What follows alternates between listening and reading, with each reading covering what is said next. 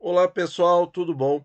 Saiu no Invest News essa matéria aqui, o efeito borboleta que faz disparar os juros do IPCA, de autoria da Lucinda Pinto, publicado em 25 de março de 24, e que nós vamos comentar um pouco a nossa opinião sobre o que está nesse artigo. Bom, a migração em massa para debêntures de infraestrutura ajuda a elevar as taxas das NTNBs para perto dos 6%, entenda como.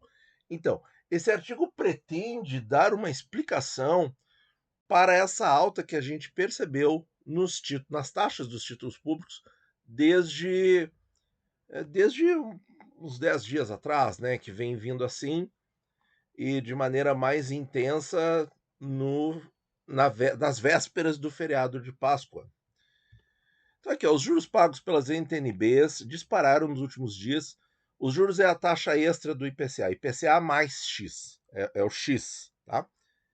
O rendimento real do IPCA 45 está a 5,9, teve um pouco mais, um pouco menos, nesta segunda, que foi o dia que foi publicado o artigo, né? Maior patamar desde outubro do ano passado. Mas será que a alta das taxas de agora indica que há algum tipo de crise se avizinhando? Segundo especialistas, a resposta é não. O quadro fiscal é um ponto sensível, mas a verdade é que o cenário geral melhorou ao longo deste ano. A disparada da taxa paga pelo Tesouro se explica por fatores técnicos: a migração dos investidores para debêntures de infraestrutura e o desmonte de posições dos fundos exclusivos geram uma onda vendedora de NTNB. Ora, se é uma onda vendedora de NTNB, passa a ter muita NTNB no mercado. Passa a ter muito NTNB no mercado. Então, faz sentido. Com mais oferta na praça, tem muita NTNB, tem muito de determinado produto, o peso dele com relação ao dinheiro vai ser menor. Então o preço cai e a taxa aumenta. Uma teoria bastante plausível até esse momento. Em março, houve um volume inédito de ofertas de debêntures de infraestrutura, cerca de 10 bilhões de reais. Será que isso é muito dinheiro ou não? É outra pergunta que a gente tem que fazer. Boa parte dos investidores que comprou esses papéis tinha posições em títulos públicos e decidiu migrar para os títulos isentos. Tá. Então, ou seja, esse artigo aqui está afirmando que as pessoas tinham tesouro IPCA e venderam os seus tesouros IPCAs para comprar debêntures de infraestrutura. Essa é a informação. E que esse volume foi de 10 bilhões de reais. E aí a pergunta muito óbvia é: será que 10 milhões faz preço? 10 bilhões fazem preço? Foi uma espécie de efeito borboleta. O freio que o Conselho Monetário Nacional impôs à emissão de títulos isentos ligados aos setores imobiliários e do agronegócio aumentou a demanda por debêntures de infraestrutura, o que estimulou as empresas a elevarem a oferta e, consequentemente, trouxe investidores antes alocados em Tesouro IPCA. Esse impacto é tão relevante que o governo já está estudando uma restrição a debêntures incentivadas do setor de óleo e gás. Mas não é só isso, né?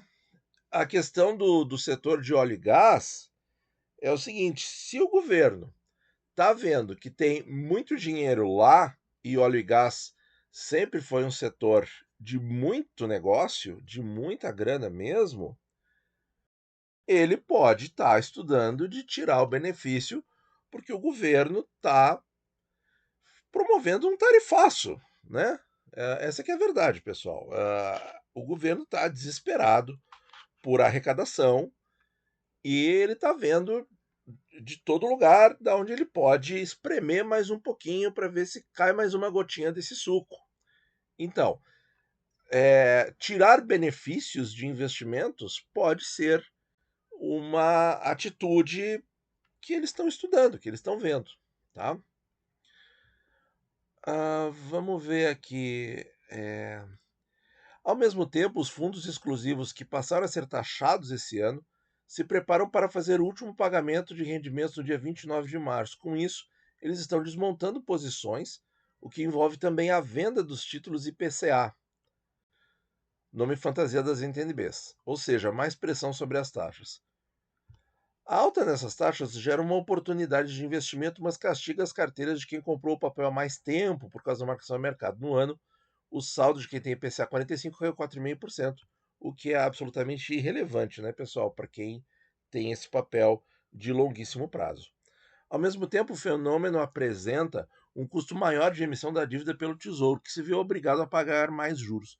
De todo modo, especialistas acreditam que esse efeito é transitório, já que a onda de vendas tende a se esgotar. Bom, pessoal, então vamos olhar esse artigo aqui com um olhar mais crítico. Então, a primeira coisa que eu gostaria de observar com vocês é a questão dos 10 bilhões. Será que 10 bilhões, movimentações de 10 bilhões fazem preço? E aí eu tenho aqui, para mostrar como exemplo para vocês, no dia 26 de março, o total de vendas de Tesouro Selic, que foram praticamente 29 bilhões de reais. Só que isso aqui, pessoal, é um dia de leilão. Ah, Natan, por que não tem as NTNBs aí? Porque as NTNBs, a gente vai ver isso no vídeo da próxima terça, o Tesouro não quis vender. Foram 50 mil papéis em cada prazo. O Tesouro não quis vender.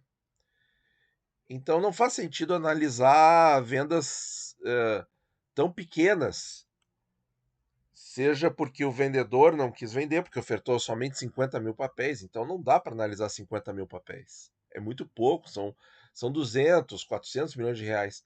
Ah, mas então os 10 bilhões fariam efeito. Não. Por quê? Porque é o Tesouro que está segurando a venda do Tesouro IPCA, das NTNBs. Tá? É o Tesouro que está segurando. E vejam que, por volume financeiro, se em um dia entram 29 bilhões para a conta do Tesouro, através dos leilões, 10 bilhões fazem preço? Não, não fazem preço. Tá?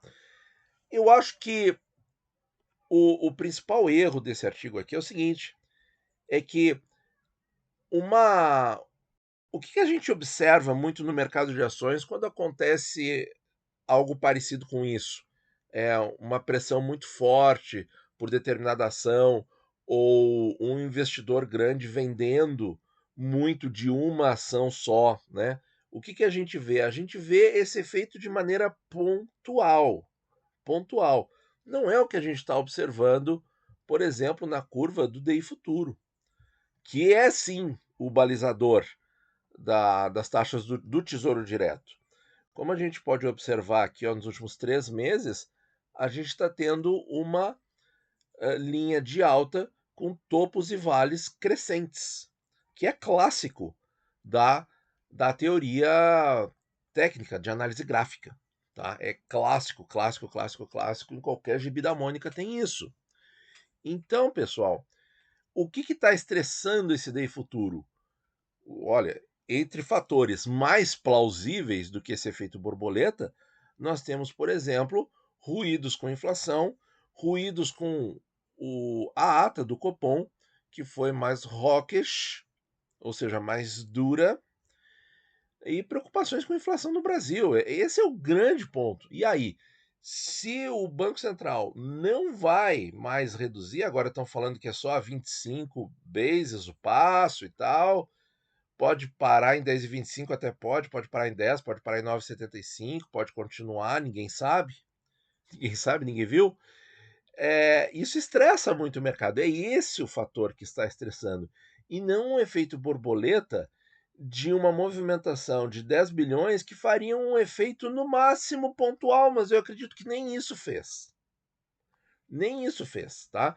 Porque o efeito que a gente está observando no DI futuro é contínuo. Isso não é contínuo devido a debêntures muito específicas, como é o caso citado aqui no artigo, são debêntures super específicas, pessoal, de infraestrutura, relacionadas ao setor de óleo e gás.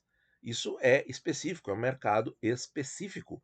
O mercado de títulos públicos é um mercado amplo, é um mercado geral, tá? Agora, o mais preocupante e criticável que eu vejo nesse artigo aqui é o seguinte, ó. Além de estar atribuindo um efeito por uma causa errada, tá? Esse artigo ele está mostrando o seguinte, ó, que investidores estão saindo de Tesouro IPCA. Isso, pessoal, para o leitor desavisado, faz um efeito psicológico tremendo, tremendo, porque a pessoa pensa: opa, se eles estão saindo, se esse movimento é grande, é de tubarão, é de peixe grande, eu tenho que fazer também.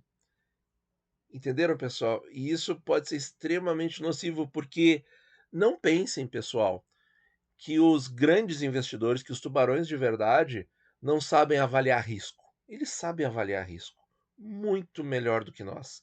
Muito bem, tá?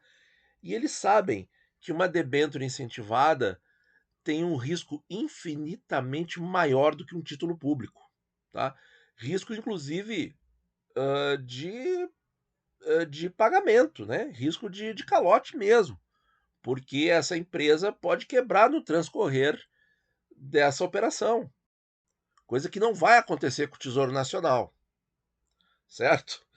Então, pessoal, e aí a pessoa desavisada, né, vai ler isso aqui, pensou, opa, vou trocar meus tesouros IPCAs por essas debêntures.